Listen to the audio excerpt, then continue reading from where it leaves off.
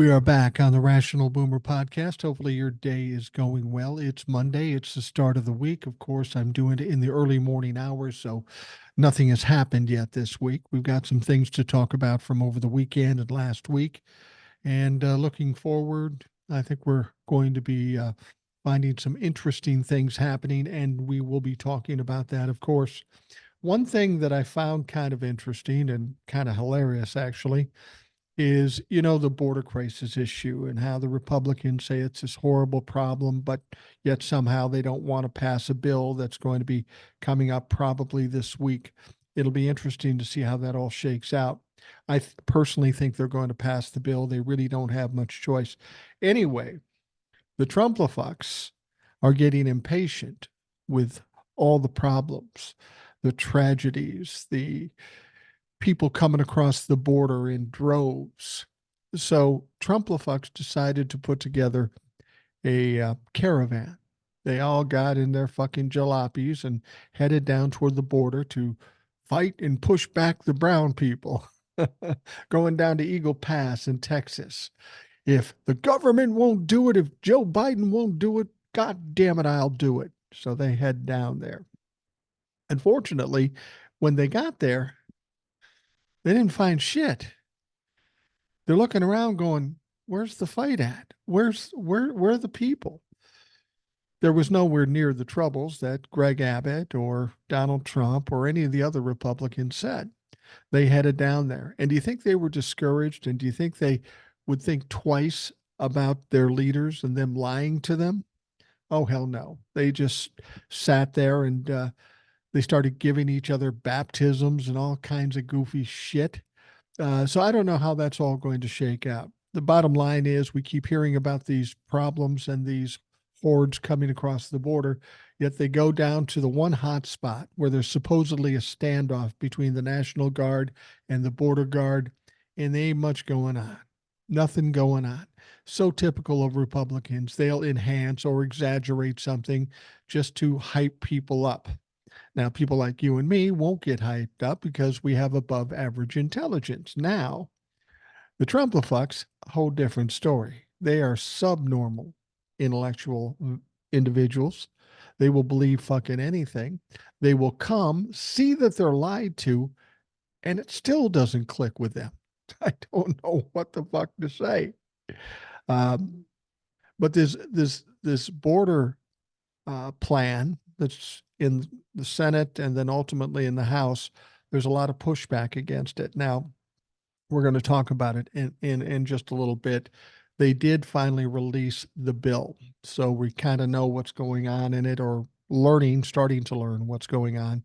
So that will determine where it goes next and how well it does. But I'll tell you this, no matter how good that bill is, the MAGA fucks will be against it. They'll come up with some bullshit reason why they're against it. The question is whether the MAGA fucks will have any control. Will the Democrats and a few Republicans be the ones that pass it? I think that's probably what's going to happen. Joe Biden will get his win, and the Republicans will look like assholes like every other time. All right. We have some emails. We have a number of emails, actually. I love the emails. Thanks to Eric, by the way, for joining us yesterday. It's always compelling. It's always interesting. I learn a lot from all the listeners that come on the show. And they have some great insight. So I'm always welcome when Eric or anybody else wants to come on. So if you're somebody who wants to come on the show, again, I'll remind you, all you have to do is send an email to rationalboomer@gmail.com. Tell me you'd like to come on and we'll work something out. It's pretty simple. It's a very easy conversation. Nobody's ever had a tough time with it. And if you don't feel comfortable coming on the show, by all means, send us emails. I love the emails and I do want your input. All right. The first one says, "Hey, Boomer, tell me I'm wrong. Set me straight. Today, Jack Smith's January 6th trial has been taken off the docket indefinitely. They say pending the hearing on the immunity bullshit. I think we need to be realistic. The MAGA courts can't give immunity, but they sure as hell can sabotage the trial. It appears they turned the tables on Smith. They found a way to put the orange furor above the law and make Smith's case disappear. It appears the attitude of a corrupt American judicial system holds water and that we can't be naive about Trump being held accountable for any of his crimes, all 91 counts. What was Smith thinking? It appears they played him like a cheap fiddle. Combine this with the lunacy in Georgia and Cannon and getting away with murder on a daily basis in Florida, and you got a complete meltdown. Now we have another delay in New York. Maybe I'm wrong and too cynical, but none of this is working. This is more than just procedure. This appears to be the usual corrupt judicial system cranking up to deliver a shitstorm. I believe it when I see it. With respect, I hope you prove me wrong. At this point, I can see why a lot of people feel he's going to run the table on his legal issues and charges. Z-Man. Wow, Z-Man, we're in our fields today. You know, when I read it, no, don't get me wrong, Z-Man. I love when you send me emails and you've got some great points. This email, bullshit, Z-Man. You're pouting here. You're getting all worried and melting down like they want you to. We've talked about this a little bit. Let's take it one by one. January 6th trial has been taken off the docket indefinitely. The word there is indefinitely. Does that mean forever? Well, maybe in your mind it does, but it doesn't in my mind. We talked about this with Eric. Yes, the appellate court is taking too long and it's getting frustrating. I will tell you that. What Judge Chutkan was doing by taking it off the docket is pushing the appellate court because she's getting tired of it too. She's saying, look, you're disrupting a trial here. Do your fucking job. This was a passive aggressive push to the appellate court, and I would not be surprised if we see an answer to this week. I don't know that for sure, but with the way all these things are shaping up, I could see some response this week. There's been a lot of excuses as to why they're waiting so long, but there's really no good excuse. It's a ridiculous, frivolous fucking appeal, and it should be a no-brainer. And I think it is. But like when I was talking to Eric yesterday, we're thinking that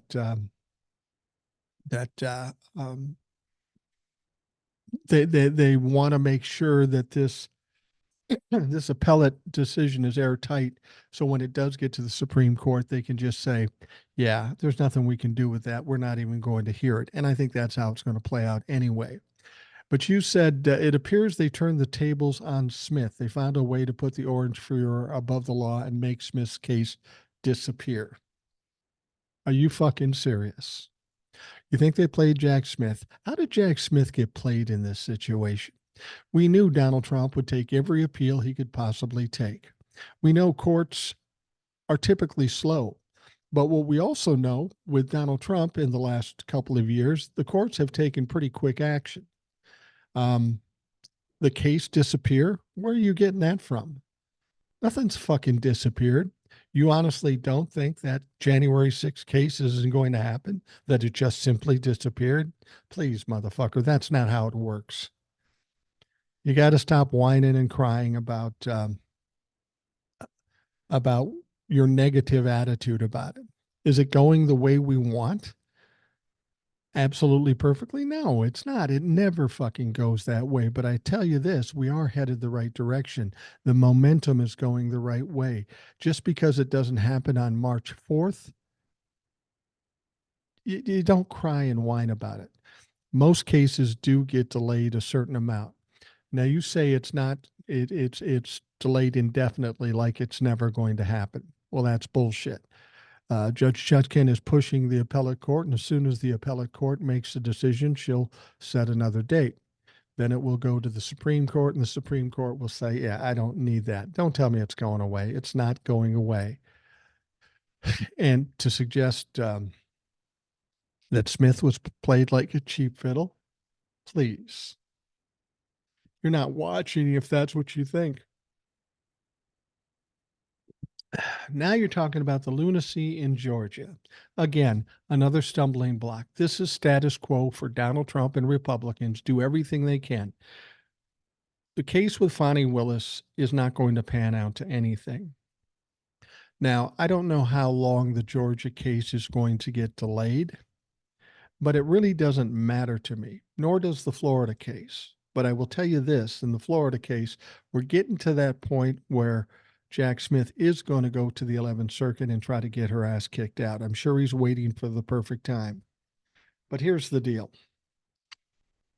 When we get this Judge Engeron decision, and we will get the decision, it wasn't delayed because Donald Trump did any fucking genius move. It's delayed because Alan Weisselberg is pleading to perjury he committed in front of Judge Engeron. He wants to see what that's about before he makes the final determination. And by paying attention to what Alan Weisselberg is saying, that means more money on the final decision.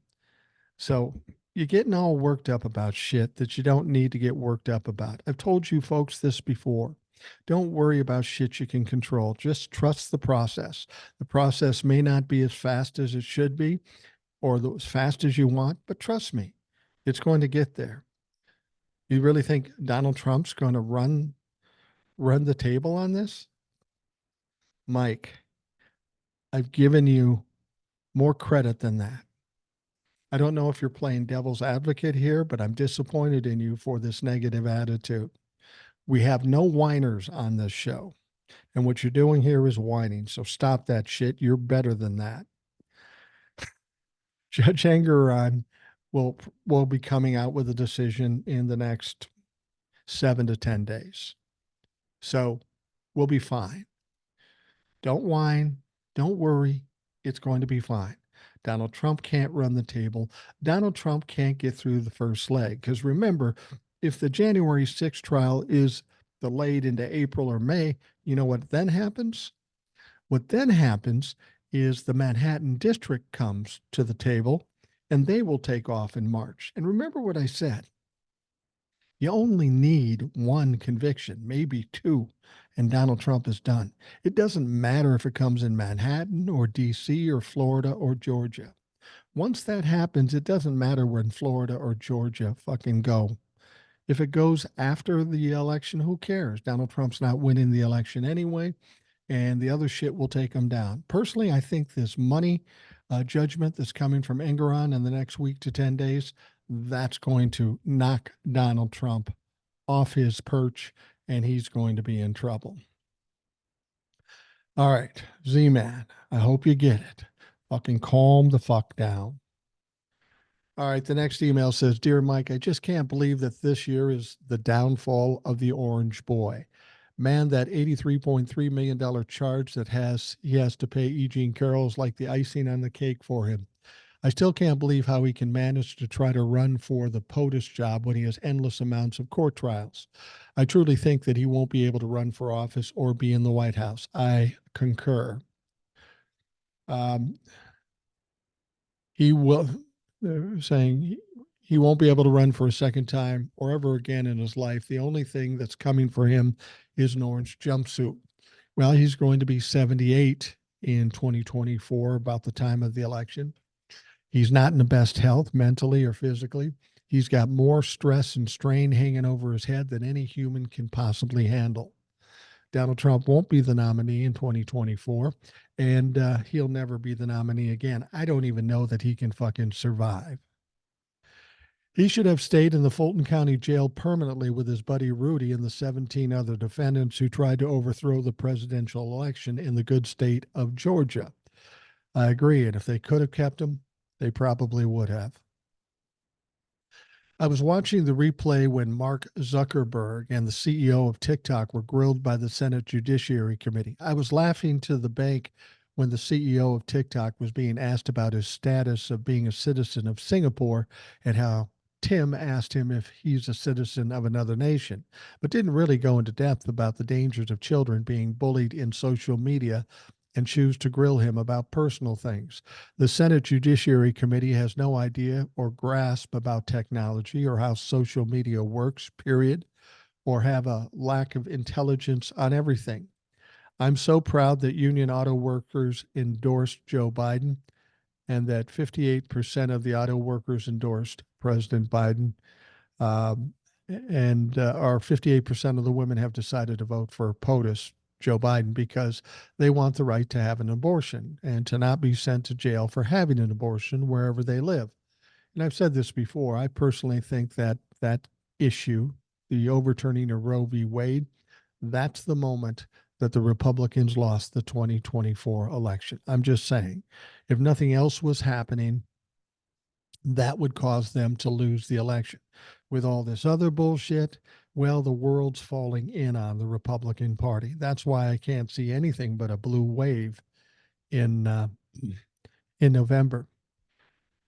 Last paragraph says, I was listening to Old Soul's story as she was explaining about her new client's horrific event and how she had a stalker in her midst, which seems very scary indeed. I truly believe the guy should be in jail because he could do the same thing to other girls. I think you can count on the fact that he'll do the same thing to other girls.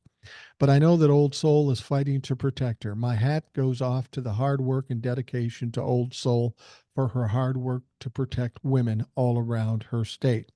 Trevor. Thank you, Trevor. I concur with that as well. All right. The next one. Hi, Boomer. With Ed, Soul, and Eric as repeat offenders, you really have hit gold. They all provide such unique value to your discourse. I agree. I like how Eric always thinks about what comes after the topic at hand. He always extrapolates forward a step or two. I'm more like an old hound dog focused on a cheeseburger ready to be unattended at a picnic, so that perspective is very helpful to me. You guys did remind me of an Ed show when you had Trump living in a one-bedroom HUD unit in Edison, New Jersey. That ain't going to happen, by the way. Well, I don't know. But when you do visualize incarcerating Trump, there is something delicious about converting Mar-a-Lago into a prison. Think of it. First, it logistically lends itself to being self contained and easily cut off and secured. And I think it would be a way to partially soothe the Trumplafucks by saying, hell, we even let him stay at home. I disagree. There ain't going to be any soothing of Trumplafucks. The Trumplafucks are going to get their ass kicked and they're going to crawl back under the rocks. He goes on to say, let him wander around the building, but no golf or no social media or Adderall or hookers. Keep the omelet station open. Same as yesterday on today's omelet, Mr. President. Let him put on a tux and wander around the ballroom and even give a speech. Let him rifle through papers in his secret room and all the Big Macs he can gobble. Yeah, I think we should keep giving him the all the Big Macs he wants because that'll fucking kill him. However, I need to add this. Have you heard about that new Big Mac double with 4 meat patties in it? Yeah, your boy had to try it. I like Big Macs. I don't eat fast food that much, but I was left to my own devices one day. My wife was working. I had to grab some lunch. I said, fuck it. I'm going to try that. And I did. And I'm sorry to say that shit was good. Now I'm tempted to do it again. But my doctor and my wife, if they knew about it, they'd probably say, yeah, knock that shit off. But you know me, I don't listen to shit. So we'll see what happens. The email goes on and says, but nobody is there except guards who can dress like golfers or the lunatics we see at the parties there in nothing flat. It takes on a real Nicholson in The Shining kind of vibe. 12 months of that, and he's a 400-pound incoherent Jabba the Hutt. I think he's pretty close to that now, to be perfectly honest with you. Alas, I don't think the residents there would allow it. If you've ever driven along that stretch in Palm Beach, it's some of the most opulent, outrageous real estate in the country. I would bet they've had it with the Trump fuck show and don't want a prison there. Yeah, well, fuck them. They love Trump, so let's keep him with his buddies. By the way, I will buy Eric the gourmet cheeseburger of his choice if Mike Johnson brings an immigration bill to the floor. No way he does that, in my humble opinion. I'm trying to think of why I'd be in Iowa, though, and I'm not coming up with anything. No offense. Best garage door, Jeff. And here's a first in a long time. No PS. Thank you, Jeff. I appreciate it. And Tell you what,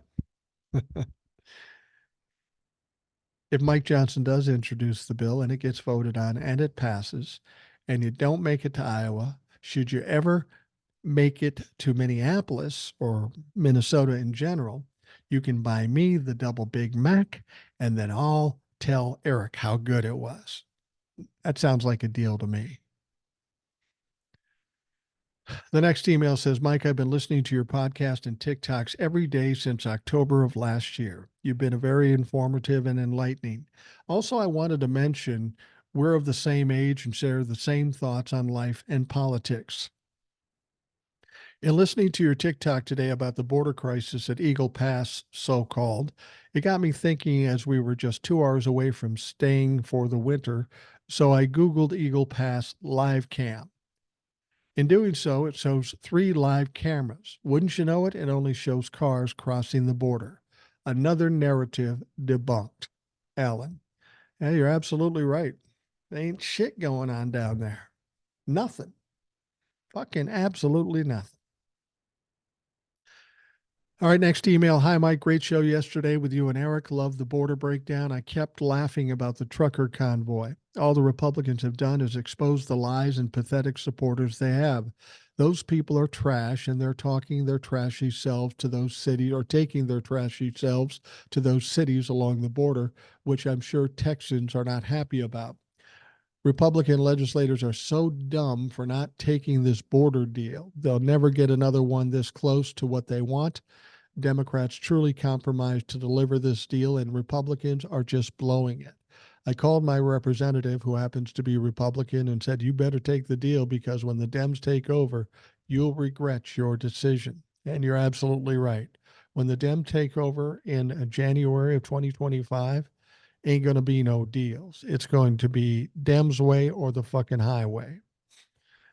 The senator from Oklahoma, James Lankford, was one of the architects of the deal and worked really hard on it, and also went on Fox News to explain and debunk all the lies, only to be censured by the Oklahoma Republican Party. Oh my God, I was laughing my ass off.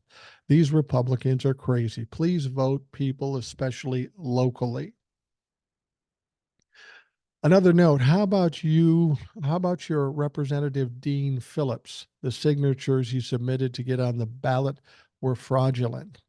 That's what happens when you operate and become an operative of Republicans. This guy has ruined his reputation and his career, and I say good riddance. Just going to sit back and enjoy the shit show called the Republican Party. Thanks, V. Yeah, that Dean Phillips fucking clown. He was on TV and embarrassed himself. We'll probably talk about that a little bit later. But yeah, this guy annoys me. I didn't know much about him prior to him entering these primaries. He's my representative. I don't know that he's ever done anything. I just kind of ignored him. And now that he's done this, he will never get my support. And I will tell anybody who will listen to not support this stupid motherfucker.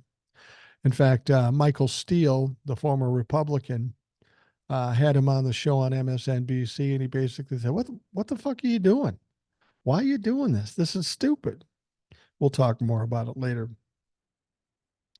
All right, the next email says, in short, Elvis was a hunka burning love. Trump is a hunka burning shit. Thank you very much. Oh, I got you, man. Thank you very much. Yeah, I agree with that completely. All right. The next one says, hey, Rational Boomer, I'm a Xenial. Not sure what that was. I am a Xenial and I just love you. Well, I like you now too. I'm a former election official and would love to chat. I've been groomed to be neutral, but holy what? I was a city clerk and left government for private to get out of the crazy. To be fair, I was a sister city. I was a sister city representative and traveled to Palestine. I have so much to say, but not enough for my own platform. Contact me and let's talk. I feel like we're on the same page, but I bring another perspective. Love you and love your show, Mountain Mama. Please excuse autocorrect errors sent from a supposedly smartphone. Well, Mountain Mama, you'd be more than welcome on the show. But as I've told people before, if you think I'm going to contact you, I'm not going to do that. I do a show every day. It's not like I have to adjust my schedule to do a show. Anytime you want to be on the show, you send me an email, rationalboomer@gmail.com. Say, Mike, I'm ready to come on the show. And then you and I, through email, work this out as to when it's good and how we're going to do it and all that stuff. And it's very simple. It's nothing more than a Zoom link. I send you a Zoom link, you hook up, we have a conversation. But like Eric, um, I don't reach out to him and say, Eric, can you come on the show now? He says, I'm ready. And I said, cool, let's go right now. And that's what I need you to do, Mountain Mama. You just send me an email when you're ready to go. I'm always here, so it's not like you're going to catch me at a busy time. I'm always here. I'm always planning on the podcast. Send me the email. Tell me when you're ready. We'll get it set up and we'll get it done. And I'd look forward to hearing your perspective. I think that would be a wonderful thing. Anybody who listens to the show is more than welcome to come on the show. And Mountain Mama, you are amongst that group. And I look forward to your email and setting this up and putting you on the show. Now, as we've talked about before, Senate negotiators on Sunday unveiled the long sought bipartisan deal to secure the U.S. Mexico border that is also intended to unlock aid to Ukraine and its war against Russia. Now, this is a 370-page bill. It came together after months of negotiations led by Senators James Lankford, Chris Murphy, and Christian Sinema. Wow, she's actually done something of value? That's surprising. The deal includes provisions to raise standards for asylum screening and process claims faster, ends the practice known as catch and release, and provides a new authority to close the border to most migrants when crossing reaches a set threshold. It also seeks to make it easier for migrants to get work authorization and eliminate the immigration court backlog. Now, the full supplement, which includes funds for the border, Israel and Ukraine aid, and other foreign policy priorities, totals $118 billion, with about $20 billion going to the border component. Langford called it a once-in-a-generation opportunity to close our open border and give future administrations an effective tool they need to stop the border chaos and protect our nation. Like down in Eagle Pass, how crazy it's going on down there. Now, Senate Majority Leader Chuck Schumer said he would bring it to the floor this week. Now, if it passes the Senate, then of course it has to go to the House, and that's an entirely different situation. They're talking like they won't pass it, but Eric and I both seem to think they will get it passed somehow. The Republicans can only lose if they don't pass it. Now, in a statement Sunday, he lauded the bill as a monumental step towards strengthening America's national security abroad and along our borders. This is one of the most necessary and important pieces of legislation Congress has put forward in years to ensure America's future prosperity and security. President Biden, in a statement Sunday, urged Congress to pass the bill. Now we've reached an agreement on a bipartisan national security deal that includes the toughest and fairest set of border reforms in decades. I strongly support it, he said. He also took a shot at Speaker Mike Johnson's resistance to the bill. Now House Republicans have to decide, do they want to solve the problem or do they want to keep playing politics with the border, he said in a statement. Now, Republicans also demanded policy changes at the border as a condition of sending more aid to Ukraine, an idea that Johnson backed. In December alone, there were more than 300,000 migrant crossings, blowing past the 240,000 crossings recorded in each of the past 4 months. The conservatives in the House and Senate wasted no time coming out against the deal on Sunday, even before they'd seen it. And now that they've seen it, they're going to come up with all kinds of bullshit to say it's no good. But I don't know that that has any bearing when it comes down to it. If they don't pass this bill, they are going to look very bad. Now, Mike Lee, a senator from Utah who's a fucking goofball, said no self respecting senator should agree to vote on this 370-page bill this week. He put that on Twitter. Any 41 senators can prevent the bill from proceeding. If you agree that senators should have this bill for at least a few weeks and certainly more than a few days before voting on it, say so. And members of the hardline House Freedom Caucus and their allies called it a complete sellout, awful, and totally unacceptable, in spite of the fact that they took a lot of their, not all their, suggestions and put it in this bill. Like I told you before, you can give them everything you want and they'll still turn it down because they need at least one talking point going into the 2024 November election. Now, Sinema, on a call with reporters, laughed when a reporter mentioned that some conservative House Republicans are already calling the measure the Senate amnesty bill. And uh, she said she looked forward to educating them about the bill. There's no mention of amnesty in this bill. This is once again the Republicans pulling shit out of their ass, throwing it out there as if it's real, and it's not real. And as much as I dislike Sinema, there does have to be a certain education process, not only for the Republicans in the House. Frankly, I don't know that that does any good because they've shown us they don't have the capacity to learn anything. It's not about fixing the problem. It's about owning the libtards, and that's all they want to do. So anyway, we'll see what happens when it goes to the Senate. If it passes there, then there's going to be a jumble mix-up clusterfuck thing at the House, like there always is. But I think ultimately they will end up passing it because they really have no choice. All right, we will take a quick break and we'll be right back.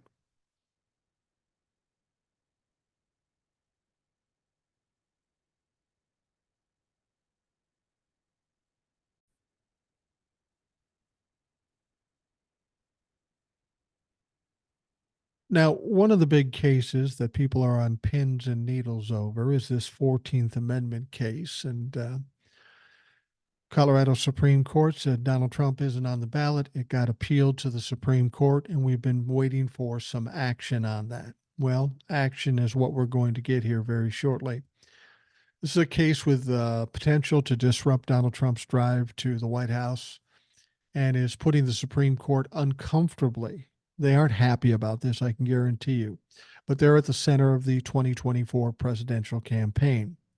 There will be arguments for this case this Thursday. The justices will, for the first time, wrestle with a constitutional provision that was adopted after the Civil War to prevent former office holders who engaged in insurrection from reclaiming power. The case is the court's most direct involvement in a presidential election since Bush v. Gore, at a decision delivered a quarter century ago that basically delivered the 2000 election to Republican George W. Bush. Comes to court that has been buffeted by tons of criticism over ethics, which led the justices to adopt the first code of conduct, which they don't have to follow, and at a time when public approval of the court is diminished at near record lows. Now, we know this all stems from the push by Republican and independent voters in Colorado to kick Trump off the state's Republican primary ballot because of the insurrection and all of that. Colorado Supreme Court determined that Trump incited the riot in the nation's capital and is ineligible to be president again as a result and should not be on the ballot for the state's primary on March 5th. So this is why this is starting to happen now. This decision had to come before March 5th, or actually well before that, because they've got to print the ballots. And they don't want to put Donald Trump's name on there if he's not supposed to be on the ballot. Now, a victory for Colorado voters would amount to a declaration from the justices, who include 3 appointed by Trump, of course, that he did engage in insurrection and is barred by the 14th Amendment from holding office again. That would allow states to keep him off the ballot and imperil his campaign. Yeah, if he's kept off this ballot in Colorado, it's going to be like a waterfall effect, and a lot of other states will jump on board. A definitive ruling for Trump would largely end efforts in Colorado, Maine, and elsewhere to prevent his name from appearing on the ballot. Now, justices could opt for a less conclusive outcome, but with the knowledge that the issue could return to them perhaps after the general election in November in the midst of a full blown constitutional crisis. They're kind of caught between a rock and a hard place. They have to make this decision and they have to do it right. There's been a lot of people sending amicus briefs to them, people of notoriety, people that are legal scholars, politicians. A lot of people have sent notes to them. So the Supreme Court has a lot of pressure on them at this point. Now, the court has signaled it will try to act quickly, dramatically shortening the period in which it receives written briefing and holds arguments in the courtroom. Trump is separately appealing to state court a ruling by Maine's Democratic Secretary of State Shenna Bellows that he was ineligible to appear on that state's ballot over his role at the Capitol attack. Both the Colorado Supreme Court and the Maine Secretary of State's rulings are on hold until the appeals plays out. It's hard to say how this is all going to go down. Excuse me. Supreme Court could just bail on this shit and side with Donald Trump. That's seriously possible. Or they could take a look at all these people coming after them and take the pressure and side with the Constitution. But the fact of the matter is, that's what the fucking Supreme Court's supposed to do, side with the Constitution. And the Colorado Supreme Court did a wonderful job of presenting their case. So it's going to be that much harder for the Supreme Court to overturn the Colorado Supreme Court's decision. I'm not saying they won't do it. I'm just saying it's going to be very hard for them. And if they do it, there's going to be a lot of fucking heat. The former president's not expected to attend the Supreme Court session this coming week. Well, that's good. They'd probably kick his ass out in the first 3 minutes anyway. You think the Supreme Court justices, even the 3 he appointed, would put up with his bullshit? He won't show up for that. He doesn't want to go back to the scene of the crime, Washington, D.C. So it's all very interesting. We've been waiting for this, hoping something would happen. We are going to see arguments delivered on Thursday. And then hopefully a decision will come back shortly thereafter. Now, Donald Trump was on Fox News recently. And Fox News censored Donald Trump on Sunday as he ranted about running against Governor Gavin Newsom, former First Lady Michelle Obama. In an interview that aired on Sunday, Fox News host Maria Bartiromo noted that Trump believes he may not run against Joe Biden. Well, Gavin Newsom's right out of central casting, Bartiromo said. How are you going to do up against Gavin Newsom? And Trump said, because he's so much bullshit. News censored the former president. His state is doing horribly. You look at the homeless problem. You look at the people that are leaving. You have companies that are leaving. They're all leaving for other locations. I think Gavin's easy because California is a disaster. I don't know where he thinks he's going to run against Gavin Newsom. He's not. Gavin Newsom said as much, and he'd be wise to wait till 2028. Michelle Obama was never going to be a candidate. This is all just conspiracy bullshit that Republicans come up with. And you always wonder who believes it. Well, apparently Donald Trump fucking believes it. And it's not surprising because he's a dumb motherfucker. Now, Bartiromo also asked him about the possibility of Michelle Obama. How are you going to do against Michelle Obama? You have to see, Trump insisted. Look, I've seen polls where she doesn't do well. She may do well, but I've seen polls where I beat her easily. I beat her by a lot. He added, I had 4 great years. Well, no, you didn't have 4 great years. You didn't have 1 good year. And what polls are you talking about? Michelle Obama isn't running for the presidency. Why would she be in the fucking polls in the first place? Donnie, you're just making shit up again. People are getting tired of it. People are catching you in your lies, like that recent situation after the E. Jean Carroll case, and somebody asked if you were going to pay your fines or whatever they call it with his PAC money or his campaign money. He had the audacity to say, "Oh no, I won that. We won on appeal." No, you didn't, Donnie. You lost your ass. You lost $83.3 million, and now you are fucked. You've got less than 3 weeks to post that bond or pay the money or do whatever. Because if you don't, they're going to start taking your shit and they're going to start selling your shit. Now, there was another bit of censorship going on when it comes to Republicans. I mean, you have to understand whether it's Fox News or ABC News, it's all the same. If they go out there, these politicians, and they just flat out lie, the media now is a little more gun shy about putting lies out over the air after Dominion kicked Fox's ass to the tune of $800 million. They're going to be a little sensitive about that. Now, Senator J.D. Vance, a Republican from Ohio, had his microphone cut off during an interview on ABC News on Sunday after he denied statements he made about firing all civil servants. He did say that.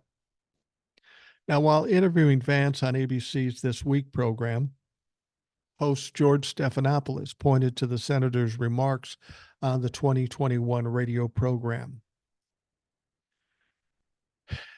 And Vance said, I think that what Trump should do, like if I was giving him one piece of advice, fire every single mid-level bureaucrat, every civil servant in the administrative state, replace them with our people, and when the courts, because you'll get taken to court, and then when the court stops you, stand before the country like Andrew Jackson did and say, Chief Justice has made his ruling, now let him enforce it, Vance told the program. Stephanopoulos said to fire everyone in the government, then to defy the Supreme Court, summarizing the remarks. Do you think it's okay for the president to defy the Supreme Court? And he says, no, no, George, I did not say fire everyone in the government, Vance insisted. I said replace the mid-level bureaucrats with people who are responsive to the administration. Stephanopoulos said, you said every civil servant in the administrative state, the ABC host pushed back. Vance pleaded, let me finish the answer. If those people aren't following the rules, then of course you've got to fire them. And of course, the president has to be able to run the government as he thinks he should.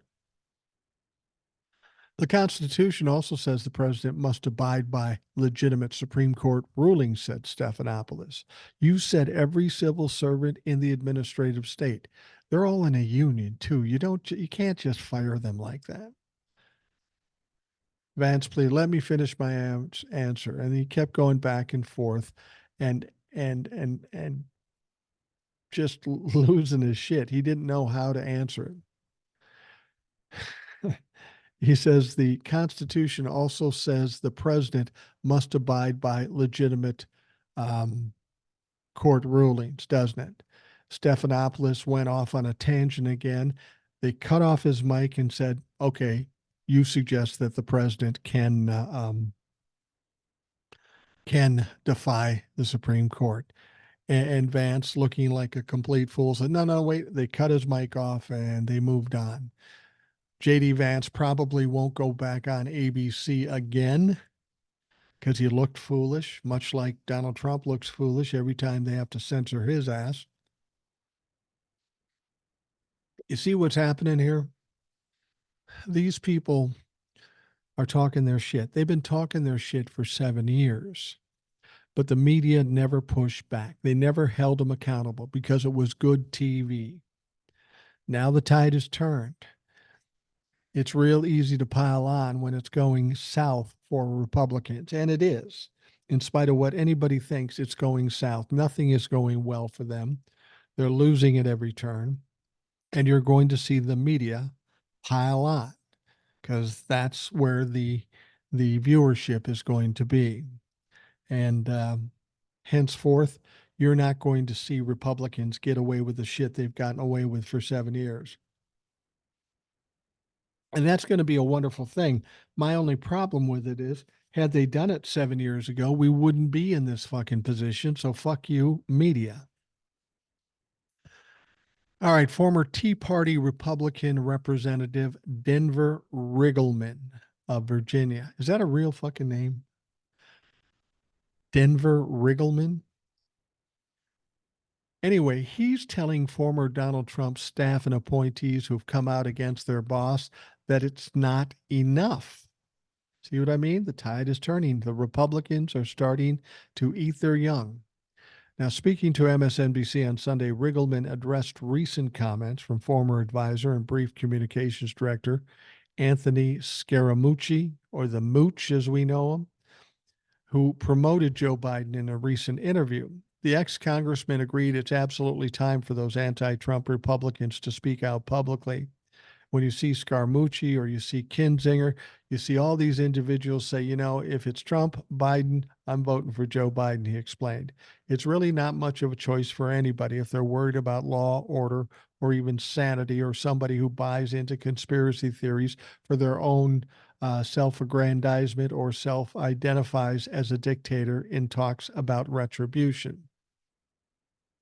Now, over the past several months, there's been a lot of former Trump White House officials like Mark Esper, John Bolton, Bill Barr, James Mattis, retired General Mark Milley, H.R. McMaster, and others who've stepped forward to talk about the danger that Trump possesses to the country. He only hires the best. And now they're talking shit about Donald Trump, which is all well and good. But as I've said before, yeah, but you were on his team for a while. What the fuck were you thinking? Most recently, Bolton updated his book with a new forward discussion of Trump's ignorance about NATO and other foreign policy issues. Milley has called Trump a wannabe dictator. Barr said he shouldn't be anywhere near the Oval Office. None of those Republicans have been willing to say that they will vote for Biden over Trump because it's the old Republican cult. They can talk shit about Trump because they think they're saving their asses. They're afraid they're going to get some indictments, but they won't say they'll vote for Joe Biden. Well, who are you going to vote for? Dean Phillips? Fuck you. Former Representative Liz Cheney has been emphatic about her opposition to another Trump term and outlined the dangers she believes it possesses. And when asked, however, if she was supporting Biden, she dodged, of course, saying she wasn't, seemingly holding out hope there would be another GOP nominee. It has been reported she will work to push former MAGA people into the Biden camp. Trump has clinched all of the first primary and caucus states. Cheney also called it vital that the GOP lose Congress in 2024. Now, that's big talk from Liz Cheney, who was a representative in Congress until her own party forced her out. Now, William Barr particularly made it clear that he thinks Democrats are a greater threat than Trump. Still, he attacked Trump for his abject stupidity in trying to get Ukraine to investigate Biden. Democrats are a greater threat than Trump, but we got to keep Trump out of office. How does that make any fucking sense? How does it make any fucking sense? It's ridiculous. But William Barr is a lying, slimy piece of shit. You know that. I know that. The Republicans know it. All the Democrats know it. Why he's even given a platform these days, I don't know. He should be indicted and going on trial for his own crimes because they are many. All right. We talked about Dean Phillips a little bit earlier, and I'm going to bring him up again because I hate the motherfucker. He just annoys me. He's an arrogant, rich kid from roughly my area, and he's younger than I am, so I would have never met him in junior high or high school. But had I would have probably kicked his ass. Now, the morning after he finished with his just 1% of the vote in South Carolina presidential primary, Dean Phillips took his lumps on MSNBC. That's how bad he wants attention. He got his ass kicked, got 1% of the vote, and he went on MSNBC to try to promote himself. Good move, dumb fuck. Now, appearing on MSNBC's Roundtable show The Weekend Sunday, Phillips was grilled about his continued presence in the Democratic Party. Now, Michael Steele, the former RNC chairman, how do you look at your campaign and how should voters look at your campaign going into the next series of states? What's being served here? Because you got an incumbent president of your party who's pulling 96% of the vote in a very important state like South Carolina, will pull a significant number of votes in subsequent states. So, what does your path look like at this point and why? Well, Phillips Phillips responded by calling his goofy quest for the White House a mission of principle. Oh, now you have principles rooted in the notion that President Joe Biden will have trouble winning in the 2024 election. Are you fucking serious? Look, you went to a big time Ivy League school. I graduated from high school, went to 1 year of college, mostly drinking beer. I can see what's going to happen. It's just common sense. It's just logic. Don't tell me you don't see it. This is all about your own ego, Deanie. He goes on to say, yes, he's dominating in the Democratic Party so far. I get it, Phillips said. But look at not the national numbers, look at the state numbers, look at the lowest approval numbers in history. Later in the interview, Steele, the former RNC chairman, piled on. The chairman in me says, what the hell are you doing? Steele said. He added, what makes you think that after that, with an incumbent president, Joe Biden is not going anywhere? He's not stepping down. The question becomes, in reality, are you creating a drain in the process to prolong the narratives around his age? Prolong the narratives around other things that people are distracted by with Joe Biden, when the real threat is the man across the aisle. You know what Phillips' response was? Well, somebody's got to do it. No, nobody's got to motherfucking do it, you stupid son of a bitch. You know, my friends, I know every conversation you all have privately is probably the same ones I'm having with my colleagues, which is we're dumbfounded. And yes, he's too old and got a commanding lead in the primaries. I get it, but look at the numbers. He's in a terrible position. Oh, so now are you telling us, Dean, that you believe all the polls? Because a poll just came out from Quinnipiac that said Joe Biden leads by 4 to 8 points. Do you believe that one? Apparently not, because that doesn't serve your own fucking ego. That's the problem here. Secondly, in these polls, they always say, yeah, Donald, even if they say Donald Trump is leading, they also say, and nobody talks about it, including you, Dean Phillips, that if there is a conviction to Donald Trump, it changes everything and Joe Biden wins in a walk. You don't think there's going to be a conviction of Donald Trump between now and November? Could it be DC? Maybe. Could it be Manhattan District? Probably. Could he be broke and have nothing left and mentally and emotionally broken? Yeah, that's all going to happen. You really think Donald Trump has any chance at all? And I would ask him the same thing I ask everybody else. He lost in 2020. What has Donald Trump done to gain votes and support in 2024? He's done nothing. He's done everything he can to sabotage his own campaign. So to think that he's going to win in 2024, I ask everybody, well, why would that be? What would cause that win that didn't happen in 2020? Nobody ever has an answer for that bullshit.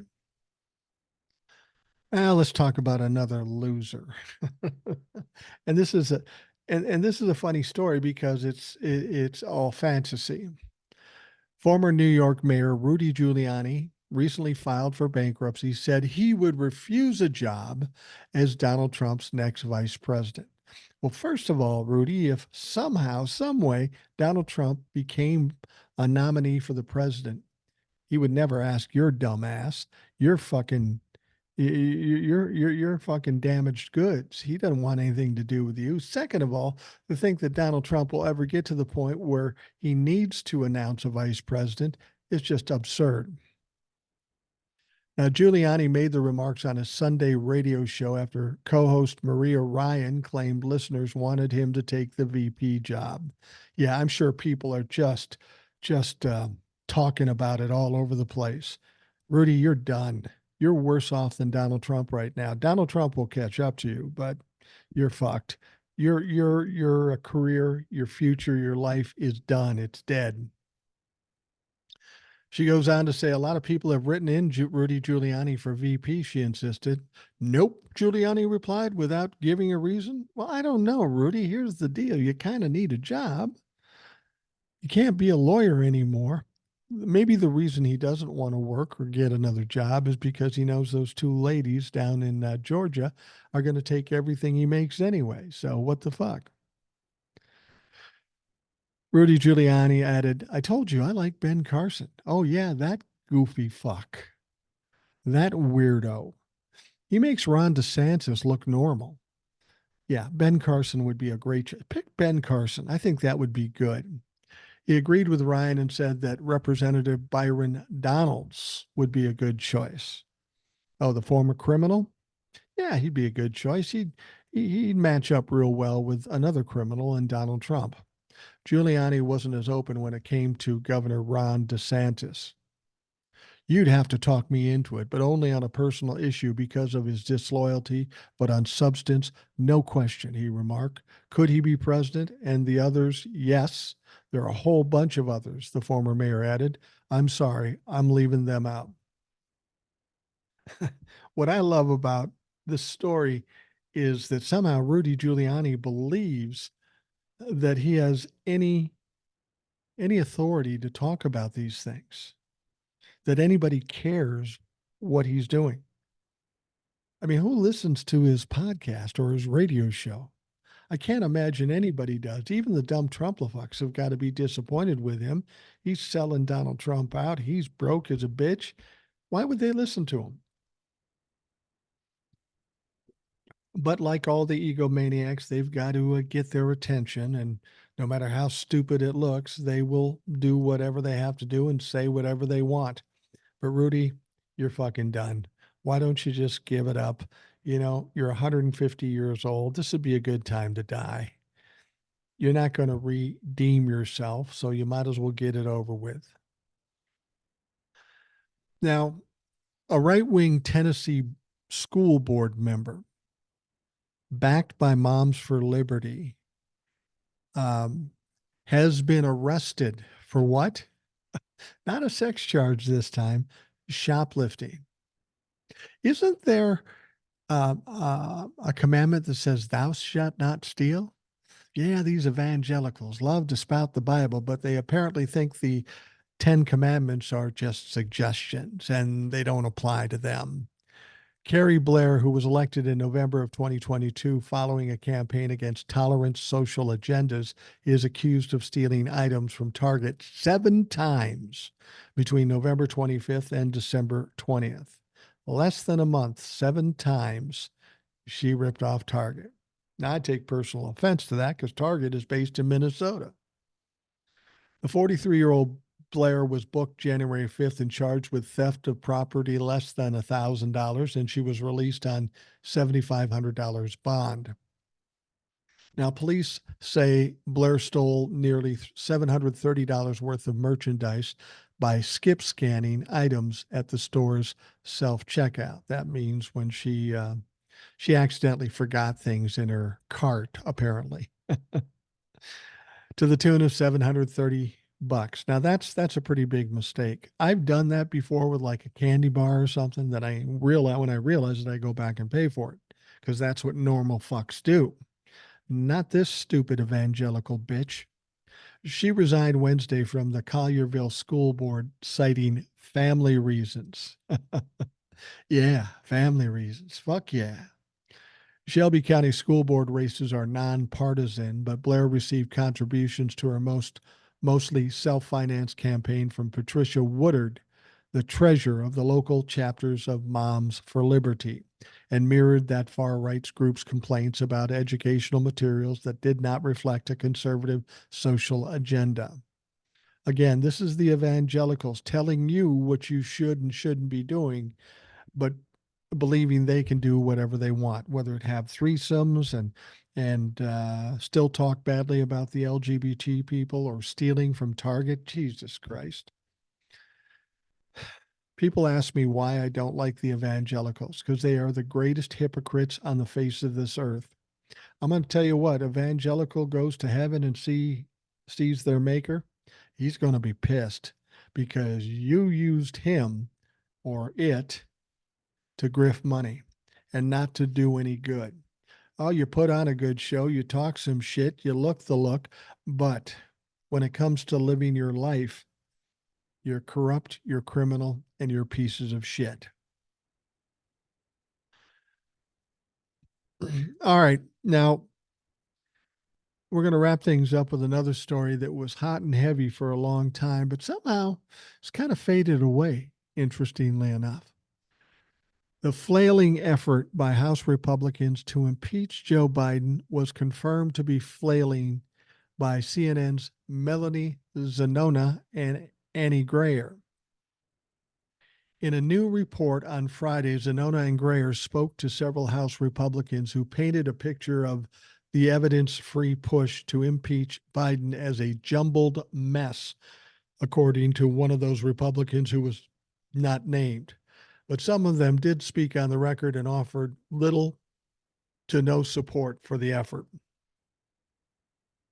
Now, Scott Perry, who serves on the House Oversight Committee and supports impeachment, told CNN, "While I think it's pretty clear, I don't know that the case has been made adequately to the American people." Oh, you think? No shit? Representative Nicole Malliotakis also had a diplomatic view of the issue. Let the American people decide in November if they want to take this country in a different direction. I think that's probably most likely considering the politics of the Senate. See what I mean? They talk so loud and so proud, and when they finally get embarrassed and proved wrong, yeah, I don't want to talk about it anymore. Let's let the people decide. Well, that's what you said the whole time when Donald Trump was being impeached. Just let the people decide. Don't impeach Donald Trump. So then what do? You go and try to impeach Biden. Totally the opposite of what you suggested about Donald Trump. Now, Malliotakis is referring to the Democratic majority in the Senate, which would likely not find Biden guilty. Yeah, no shit. Besides the fact he's not guilty. Even if the Republican led House voted to impeach him, this is also something Representative James Comer, the chair of the House Oversight Committee, he's leading the impeachment charge, admitted last month. I would vote to impeach him, but I'm not going to lose any sleep whether he gets impeached or not because we know the Senate's not going to convict, much like what happened with Donald Trump. You seem so excited. You seem so confident, and now you're just kind of letting it go. That seems to be a trend with Republicans. They get hot and heavy, they start talking shit, but when they finally realize, and all of us realize, that there's no evidence, well, then they just let it go and act like it never happened. These kinds of things need to be brought up and they need to be questioned about it. They need to be accountable for their bullshit, their lies, and their failures because they are many. Now, this Zenona and Grayer say there are at least 20 Republicans that are less than enthusiastic about the investigation that was opened in December. GOP Representative Mike Kelly of Pennsylvania, who's not on any of the committees conducting the probe, told CNN, "I have seen nothing. I really see nothing. I know what people say and I watch the news. When asked if any evidence uncovered by the committees rose to the level of impeachment, I say no." GOP Representative David Swikert, who represents an Arizona district Biden won in 2020, said, "When the report is done, I'll read it." Yeah, you'll never see that report. It will never happen. It'll fade away like everything else the fucking Republicans do. All right. We are going to wrap up the Rational Boomer podcast. I want to thank you for taking time to listen. I hope you have a great day, and we'll talk to you again tomorrow.